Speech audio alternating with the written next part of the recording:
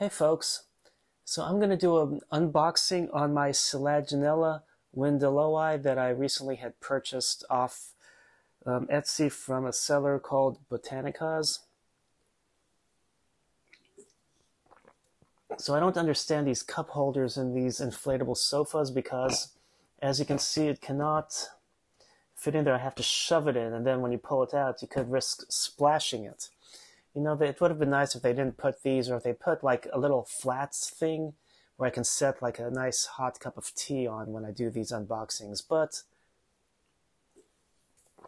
I guess I have to make do with the retardation of the designers of things sometimes. But anyway, so I'm going to take this box cutter, despite having an inflatable sofa, and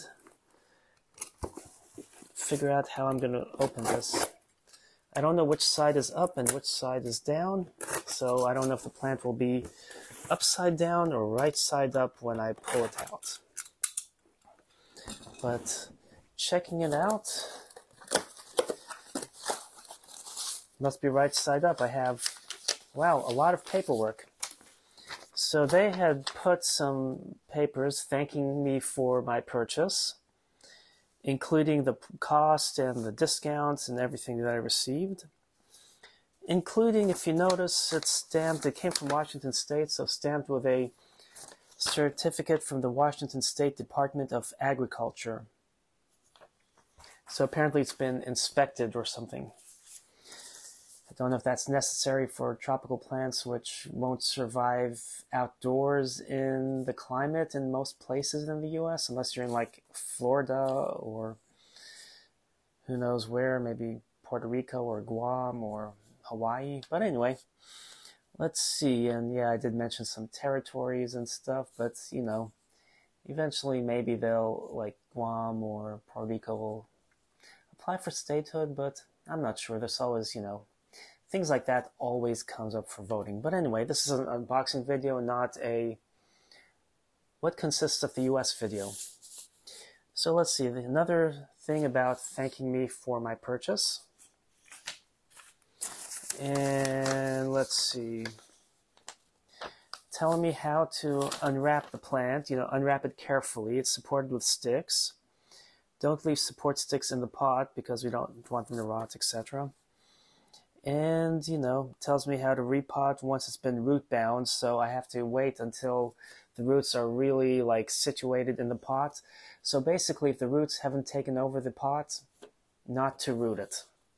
Oh, and nice care tips for terrarium plants. So this is nice to add in a file. So if you buy plants from different vendors and they always give you nice care sheets, it's good sometimes to have a file on them. So if you ever need a reference, or you get to compare what one person says on a plant versus what somebody else says, because what I've realized is what works for somebody in plant care will not work for someone else, because they're in their own place, you're in your own place, and even though you give ample light or ample humidity, the environment may not be identical.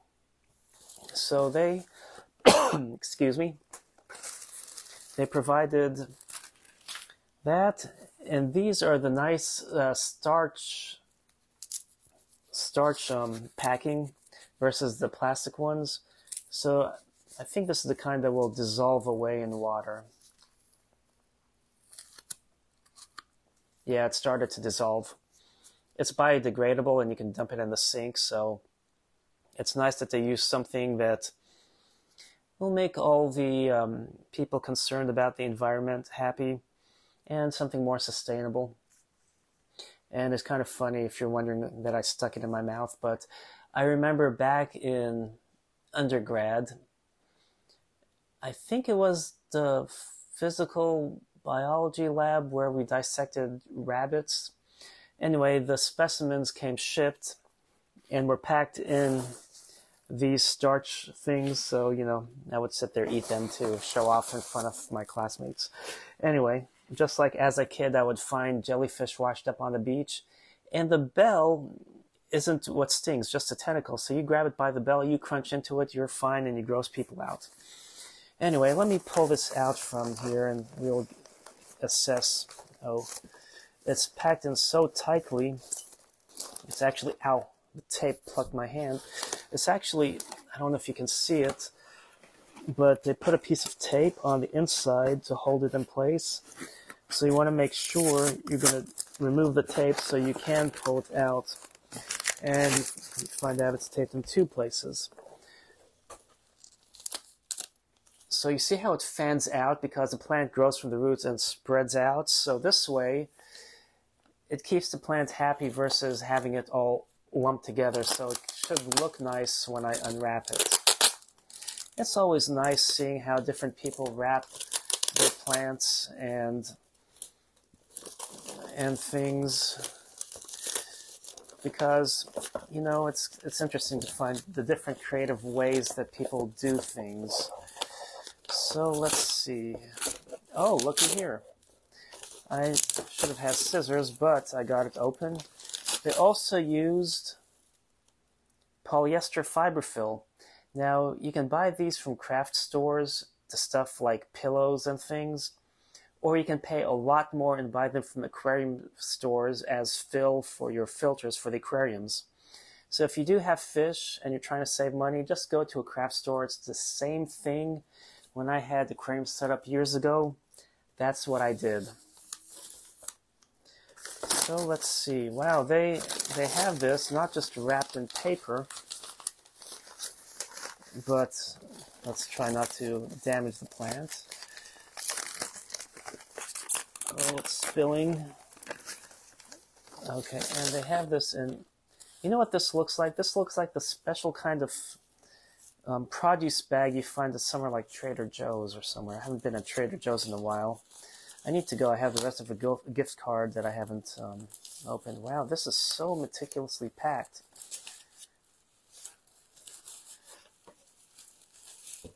So we'll pull this down.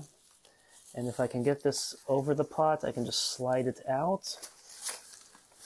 Sorry if I'm a little off frame or too low in the frame, but I'm going to carefully... Wow. Oh, it's detached. It's supposed to be rooted, but it's detached. There's one root in there. Man, it's... What a bummer that it's not fully rooted. I'm going to have to take care so the plant doesn't die.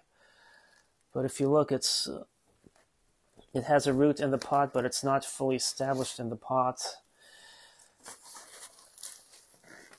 So, wow. This is going to be nice. So much for waiting for it to be root bound before repotting.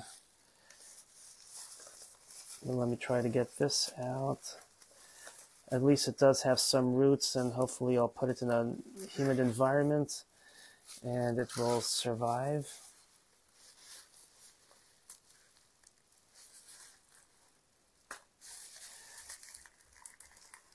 Oh, they taped the bottom or something.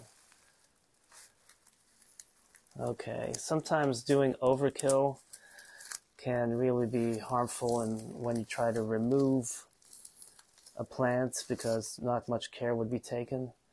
So I'm a little disappointed that it's detached. Now, one thing is, it's going to be hard to remove all of this fiber from here, this polyester fill, but it's going to be okay. But look at how blue this is stunningly iridescent. Wow.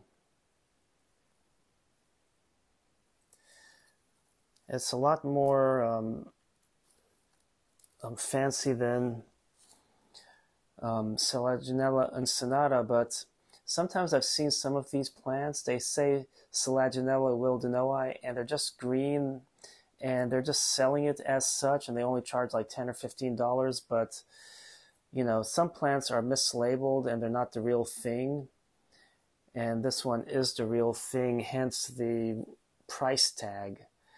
It was on sale at a discounted price, but they had it for like from $85 discounted, and there you have it. So I'm going to have to add, whoa, it's spilling dirt. There's one big hole in the bottom, a drainage hole, but it's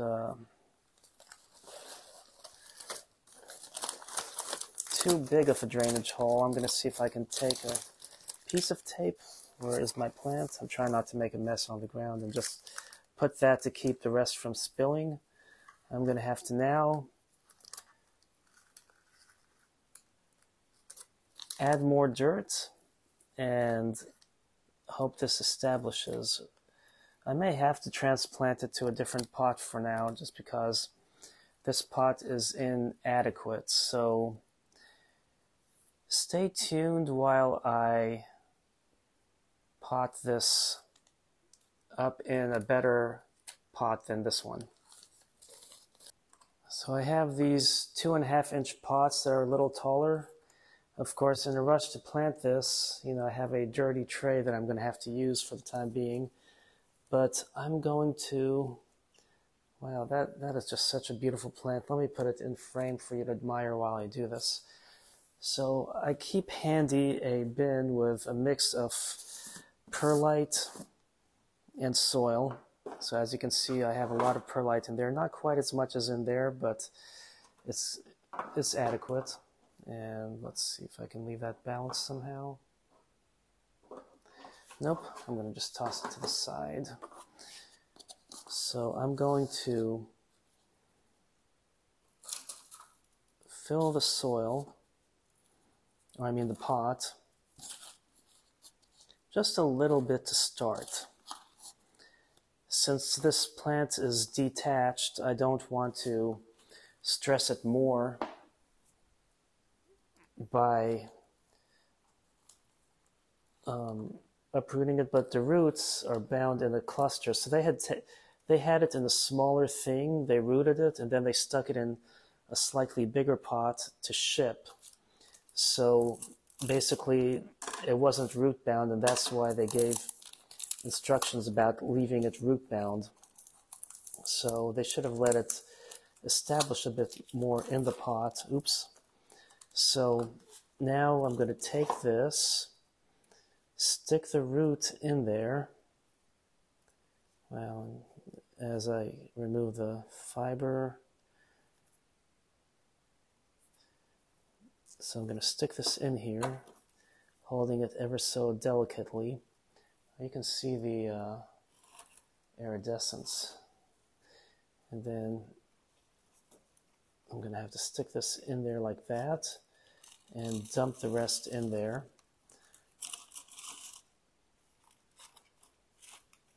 And put some to the back.